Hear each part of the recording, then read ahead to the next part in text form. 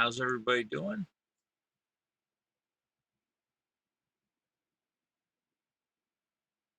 Not sure how this is going to work out. Computer's been on a little too long. I want to get this done before I lose the video. Um, want to thank everybody. I'm getting really close to this goal, and I'll make a new splash. I'll set a new goal, and I'm going to keep thanking everybody for it because it's really feels great. This is September 13th. And I was going to do this morning. I was going to post this video this morning. I saw it last night on Rachel Maddow, and it kind of pissed me off. And then this morning, somebody wanted me to go with them to the hospital or the doctor. Normally, I go on blood draw days, but they wanted me to go because although I don't really feel good driving most of the time. Driving in the parking lot's a little different. And then there's still times I don't feel like doing that, but um, my sister will drive us down, and then what I'll do is I'll go park the car and I'll keep an eye on them. And they kind of they were really having not a good day, and they wanted to avoid the walk. So I didn't get this done. By the time I got home, I was not feeling good, and now it's about 7:30 in the evening. I've taken a nap. I'm a little better. I had fully intended to do, I think, 3 videos on this morning. I was going to release this one today. I don't remember what the other 2 were. If I remember them later, I'll make them. But I, I just don't know. It's not been a great day for me. Yesterday was in some ways worse and in some ways better. Um, but the topic for this one, it's going to be on Berman's new book, and the Justice Department. Berman was the U.S. Attorney for the Southern District of New York. That is Rudy Giuliani's old U.S. Attorney office. And he was on Rachel Maddow last night, and I wasn't surprised, but on some level it was nice. So let's cue that video up.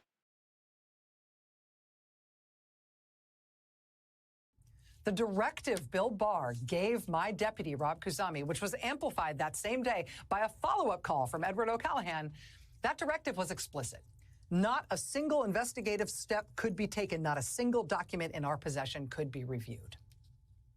And if Maine Justice decided in the end that there was no legal basis for the charges, well, the Attorney General of the United States would then direct us to dismiss the campaign finance guilty pleas of Michael Cohen, the man who implicated the Attorney General's boss, the president. Barr's posture here raises obvious questions, Berman writes.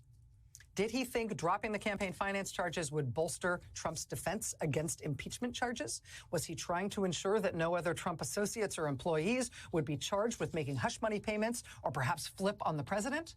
Was the goal to ensure that the president could not be charged after leaving office? Was it part of an effort to undo the entire series of investigations and prosecutions over the past 2 years of those in the president's orbit? Michael Cohen, Roger Stone, Michael Flynn.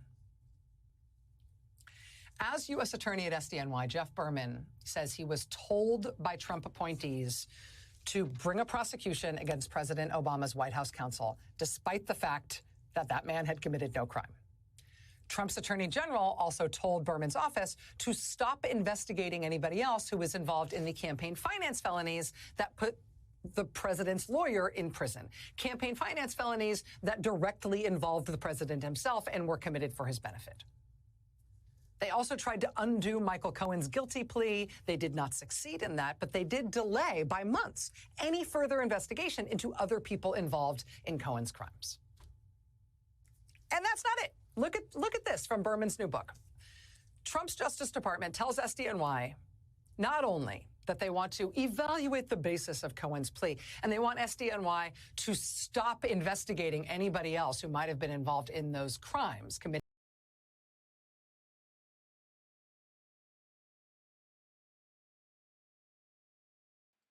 Okay, now I've been talking about this for a while, and if you are someone that's watched my videos, first of all, thank you very much.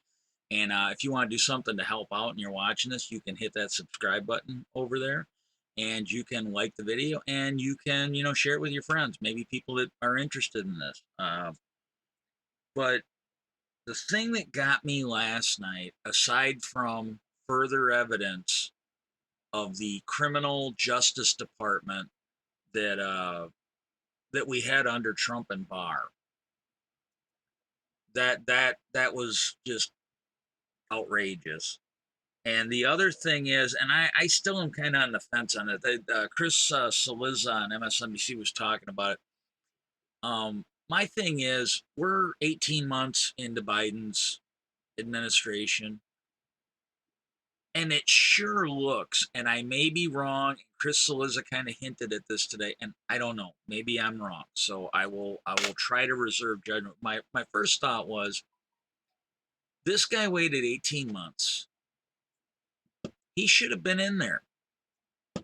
He should have been in there second day that Biden was in office. He should have, or at least the second day Garland was in office, because there might have been some bad actors that he'd have been talking to with Garland. Hey, Garland's supposed to be a white knight. He's supposed to be the hero of the story on this, and I think in some cases he deserves that reputation. But he should have been in there the second day Garland was in office. He should have been talking to someone and telling him all this. And maybe he was. I don't know. Because like Chris Cillizza was kind of hinting that, this is not that. But to me, last night, I'm like, he waited 18 months, didn't tell anybody so he could sell a book. That's not putting country above, your own self-interest. It's just not. And I might be wrong on that, so fair enough. But then the next thing was, it didn't really matter. Yes, what this guy said is important, and it would have been good fuel for the Justice Department. But when you look at the Trump administration and you saw where he fired the FBI director and then bragged about it and laughed about it with Russians that were in the Oval Office. When the Mueller report came out, you had 10 cases of obstruction of justice where he was basically obstructing justice. And they lay them all out in the Mueller report, and I really don't want to look it up and spend the time on here, but that was a legitimate thing. Where was the look into this? Could they have moved on him firing possibly. And they definitely could have moved on those 10 cases of obstruction of justice. There was one former prosecutor, she was pretty sure that there were 7 or 8 of them that she could get a conviction on and sustain it on appeal. And I think if she actually saw what Mueller had, she might have actually felt she could do it on 10. But just looking at what was publicly known, she was pretty sure she could get 7 or 8 convictions and hold them on appeal, sustain them on appeal. And you look at the Trump administration, his own inspector generals turned over referrals of prosecution to the Justice Department. Now, these are ones that were hired by Trump. And just, I want this to sink in. How bad do you have to fuck up before Trump's own inspector generals are sending a referral to prosecution to the Justice Department? You got to probably fuck up pretty bad. And if they investigate it, they probably find a lot more. Because look at that one. He's got an inspector general, and he threw some flags, but he got in the way. He allowed them to delete the phones at the Secret Service, the inspector general there. I think it's the Department of Homeland Security. He let him delete the phones. It really looks like he got in the way of somebody that was trying to fix that. I mean, that's how bad Trump's inspector generals were. And there were some of them that fucked up so bad. Even they said, yeah, you got to prosecute this. And so there was that. And then, you had the criminal referrals that came out of Congress. And there's a law that states if a referral comes from Congress, a co-equal branch to the executive branch, that I believe the law says they shall put that before a grand jury. That was not done. You had multiple ones that came out of the House, and you even had more than one that came out of the Republican controlled Senate. And Bill Barr obstructed justice on that. That was all done visibly. There were people, and when you get into this Barr, some of the stuff they did to him, they did it to another U.S. attorney. And now, and I did not know this, because there is a former prosecutor who's actually, I think it's the one, he was friends with that attorney, that U.S. attorney in D.C., but they pressured Berman, and I'm not sure anybody knew this, but they pressured Berman, like she was talking about, to file lawsuits based on political needs, not the facts. And that's what this guy is bringing evidence to. He's testifying about. And he did some of this. He did some whistleblowing on his way out the door. But there was a girl, and she apparently brought a lawsuit that didn't need to be brought just for political reasons. She did that after he refused. Well, she was one that they offered her some kind of a job, uh, and it was a good job. She took it. She resigned, and then right after she resigned, and they got the next person in, well, then they yanked that job off her. And from what I remember, I'm going from memory on this, but that's what I remember. They just yanked that job offer. Well, they did the same thing to him. I think they offered him. Yeah, I might be wrong on this, but if it was not, the chairman for the stock market exchange or something, like it was a job like that. It was a very, very prestigious job. They offered it to him, and he's looking at his worksheet, his little outline for prosecutions. Like, oh no, he's measuring how bad he's going to stretch these people's asshole, and he's like, nah, I got some really good work here that I'm looking forward to. I'm going to stay here. Well, then that's when they decided to fire him, and we saw this. They, by the process, by the rules of the U.S. attorney's seats, they had to either get somebody through a confirmation process and replace him, or they had to let his deputy take over. And they were going to have Durham come in and run that U.S. attorney's office and another one. And amongst the other stuff that they had him doing, these are all things that, for the most part were known. And you really have to wonder, what was Graham doing? Now, maybe some of this, he needed time to look at it, and I can honestly say, like, some of the slow walking he did with January 6th, I'm really not that upset at that. I understand that it's going to take time. I get that, and but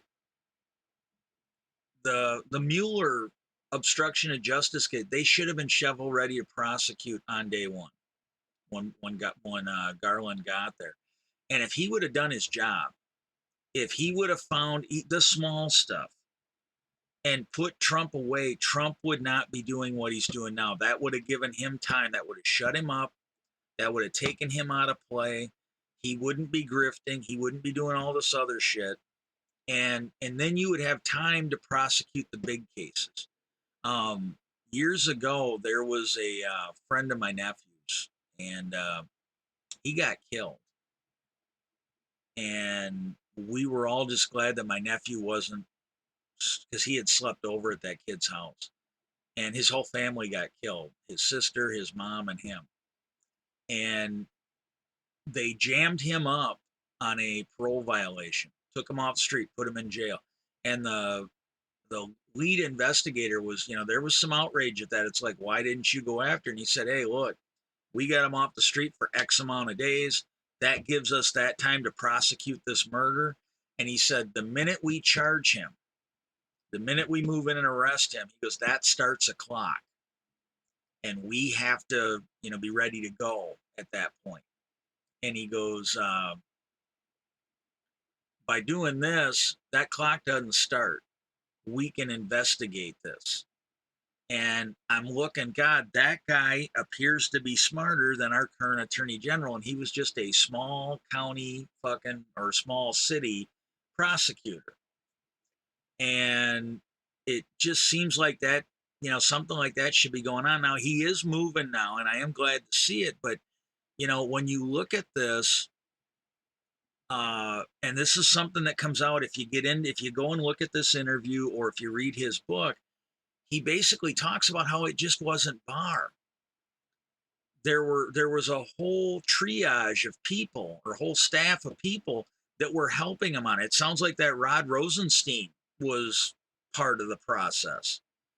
All these people need to be investigated, and I'm sorry, Garland, and if he started this, if he actually did, then I apologize. I understand some of this might take time. I get that. But my God, um, something needs to be done here. Something just needs to be done here. And I don't get it. And you got Bill Barr, you've got Rod Rosenstein, you got all these other people. There's one of them that they mentioned, this guy they mentioned. I don't even know who he is, but it's the one other than Barr that kept bugging him at SDNY. These people, to me, should have the investigation should have started the day after Garland got in there, because if they wouldn't have done what they did, Barr wouldn't have been able to do what he did. If Barr and them wouldn't have done what they did, Trump wouldn't have been able to do what he did. And they have to be held accountable. Same thing with the people, the cabinet members of Trump. There's a lot of them that had criminal referrals, and they have to be prosecuted. I don't care if it's civilly. I don't care if it's over civil rights issues.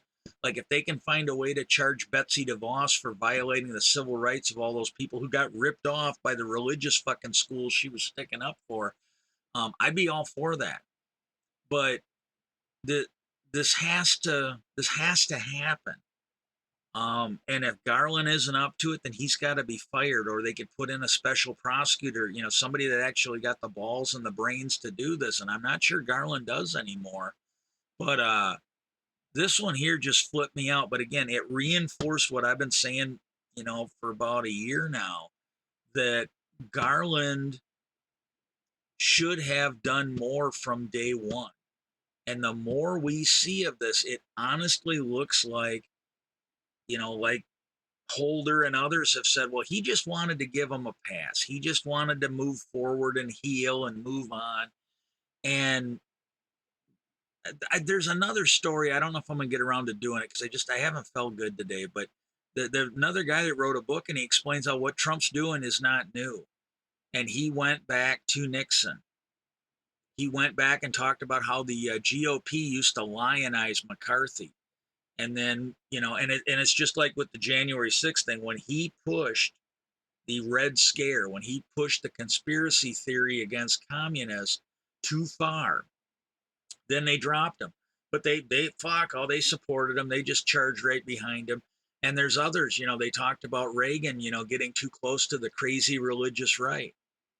And I might do a video. I might do a video on that, talking about that. But I mean, they, they did that. And then you've got Trump hugging these white supremacists, and other things. I mean, something's got to be done. They got to start prosecuting these people. They need to find a way. I mean, I don't care if they do the Alex Jones route, where they go after them for civil penalties and bankrupt them, or if they lock them up, or maybe both. Hopefully both. But they got to do something, because this is just not going to stop until they do. Most of these people are not smart enough to learn, and you know they're probably going to need to go to jail. But other people might learn. Other people might stop when they realize being stupid, being a traitor, being worthless is not profitable. When it doesn't pay, when there's consequences, they will stop. Got any questions or comments, leave them down below. I will try to answer everything. Right now I'm not getting a lot of them, so it's pretty easy to answer these. But just leave those comments down there. If you got something you'd like a unqualified Midwestern person to give an opinion on, put it down there. I will take a look and maybe do it. And I really want to thank everybody. And I honestly didn't think I would hit this next subscription. We are just a few away from it. So if you want to help out again, hit that subscribe button, hit the like button, share it with your friends. And as soon as we hit 25 subscribers, I'll go ahead and make a new splash screen for this. Peace out, and I hope everybody has a great day.